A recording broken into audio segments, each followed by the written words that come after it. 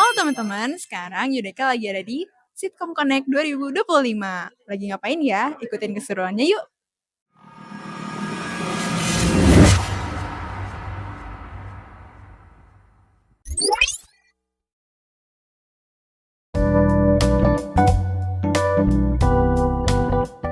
Saya dengan Ayu Heriansyah Putra Sinaga. Aku Jody. Saya Denny. Budi.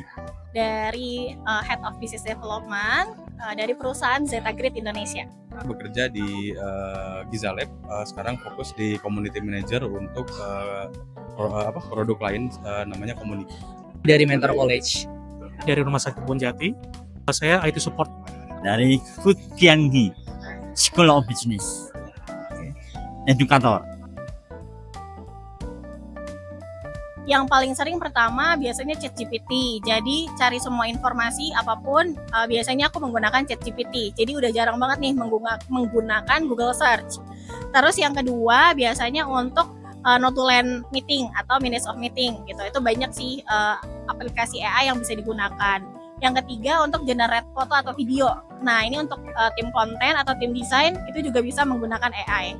Yang paling pertama kayaknya ChatGPT ya. Kayaknya sebelum kita mengelola data pasti ke ChatGPT dulu. Kita mau bikin apa, mau kayak bikin landasannya dulu di ChatGPT. Habis itu baru kita aku kadang suka pakai Gemini juga biar cepat gitu ya. Cuman buat nambah-nambahin aja sih. Mungkin yang ketiganya ada Notion. Karena kan aku fokusnya ke managing komunitas gitu. Pasti aku harus ada tools buat manage gitu. Nah biasanya aku pakai Notion. Notion itu kan ada AI-nya. Jadi kita tinggal ketik briefnya aja jadi. Sesimpel itu sih. Oke. Kalau misalkan yang paling umum ya, kamu itu mungkin generatif AI, ChatGPT dan sebagainya ya. Itu soalnya emang sangat-sangat easy to use banget.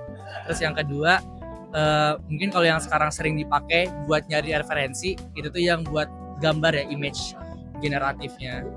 Paling itu aja sih Mbak, mungkin yang sering saya pakai juga. Kalau saya sih lebih sering ke ini ya, untuk yang text generation ya. Karena kan saya lebih sering pakai buat ini ya. Kayak pertanyaan, atau saya punya ide, saya tanya ke AI, ini oke atau enggak gitu. Kalau yang saya sih habis text generation, saya lebih sering pakai ke yang image generation ya. ChatGPT, DeepSeek, New.com.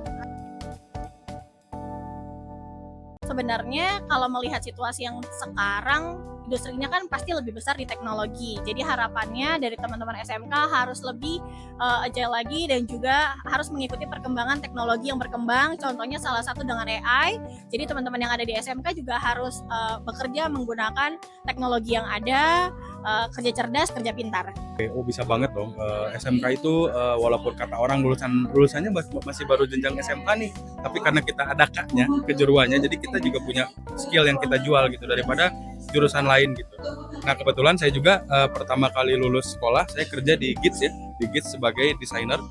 Sampai lama juga di desainer, jadi technical lead juga di GITS juga jadi desainer. Habis itu baru keluar dari GITS bisa ngejajakin role-role lain lah gitu. Tapi seenggaknya kesempatan banyak sih. Yang penting kamu mau berusaha dan belajar aja sih buat anak SMK. Lebih banyakin tambah jejaring kenalan karena pekerjaan itu atau bisnis itu bisa jadi dari relasi gitu ya. Jadi selain kamu SMK kamu jangan minder aja, pokoknya asah terus skill komunikasi, ketemu sama orang banyak, belajar terus, skillnya juga diimbangi sehingga ketemulah sama yang emang cocok bisa lanjut karir gitu. Jadi jangan takut lah, SMK pasti banyak arahnya lah gitu, ranahnya. Kalau misalkan SMK sebenarnya bisa atau enggak tergantung sama anak-anaknya sendiri ya. Apakah mereka mau adapt sama gimana zaman itu berubah atau enggak. Karena itu kuncinya, adaptasi. Jangan langsung kepikiran buat aku pengen langsung kerja karena nggak bisa kuliah gitu ya. Karena aku ngeliat banget banyak anak-anak SMK yang nggak lanjut ke kuliah pengen, tapi ketutup gara-gara mikir kuliah itu mahal. Soalnya di kuliah itu banyak banget beasiswa. Di kuliah itu banyak banget cara mereka bisa dapat uang. Kalau buat saya emang AI itu membantu ya. Karena lebih sering membantu. Tapi gini, untuk anak SMK sendiri memang harus punya dasarnya pengetahuan yang cukup dulu gitu. Kalau kalian nggak punya dasar pengetahuan yang baik, atau AI jawabnya salah, kalian akan salah jadinya. Seperti itu, takutnya seperti itu. Jadi memang gimana ya? Karena AI kan sifatnya yang membantu gitu.